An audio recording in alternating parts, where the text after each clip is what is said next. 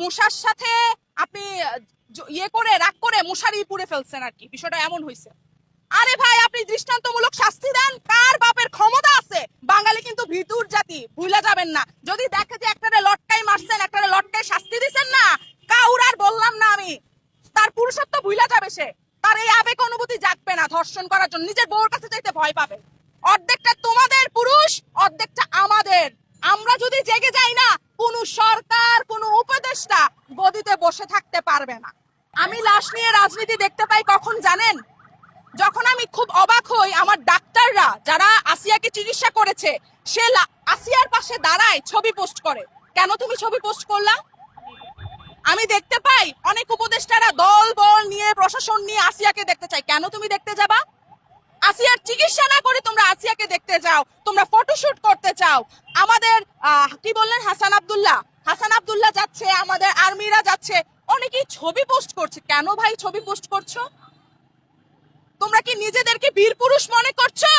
তোমরা কি মনে করছো মাগুরায় যাচ্ছি, কবর জিয়ারত করছি, দাফন করছি, আমরা বীর পুরুষ?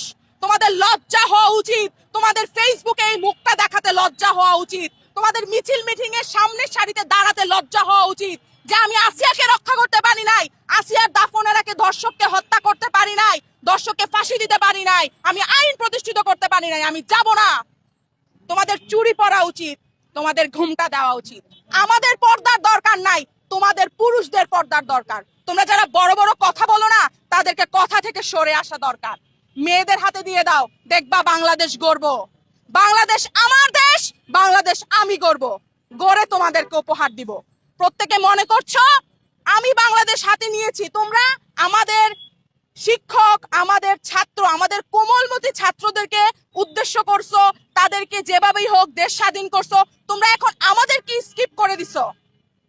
8 বছরের মেয়েটা ক্লাস 3 এর শিক্ষার্থী, কিন্তু ক্লাস 3 এর শিক্ষার্থী না, আমাদেরকে তোমরা সাইড করে দিছো। তোমরা এখন দল গঠন করতেছো।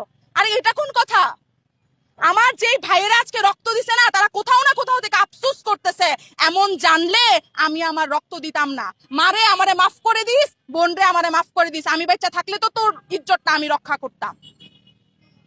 সবার উদ্দেশ্যে বলছি, আপনাদের হাতে পায়ে ধরে বলছি, নারীকে চেতাবেন না। নারী চেতছিল, বীরাঙ্গনা হইছে, যুদ্ধ মুক্তিযোদ্ধাকে জয় করছে। সেম ভাবে আপনারা আমাদেরকে চেতাবেন না।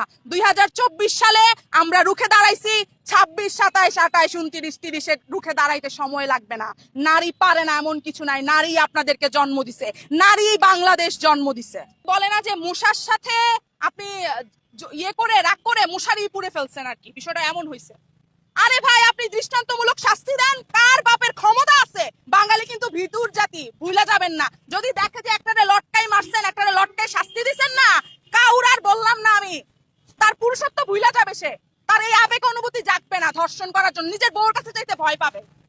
বুঝছেন? দৃষ্টান্তমূলক শাস্তি দিয়ে দেখান। আপনারা কিসের বলেন এই সাইট অফ করে দিছি, ওইটা অফ করে দিছি, এই নিরাপত্তা দিছি? কিসের নিরাপত্তা দিলেন আপনারা? আপনারা যখন ক্ষমতায় আসছেন, যখন আপনারা আমাদেরকে বুঝাইয়া দেশটা নিলেন আপনাদের হাতে, আপনারা তখন বলছেন সোনার বাংলাদেশ গড়ে দিবেন, আপনারা দৃষ্টান্তমূলক বাংলাদেশ গড়বেন, দৃষ্টান্তমূলক শাস্তি দিবেন। কোথায়? আপনারা এখন দল গঠন করেন, আপনারা এখন ওই সংসদের সামনে পার্টি ঘোষণা করেন।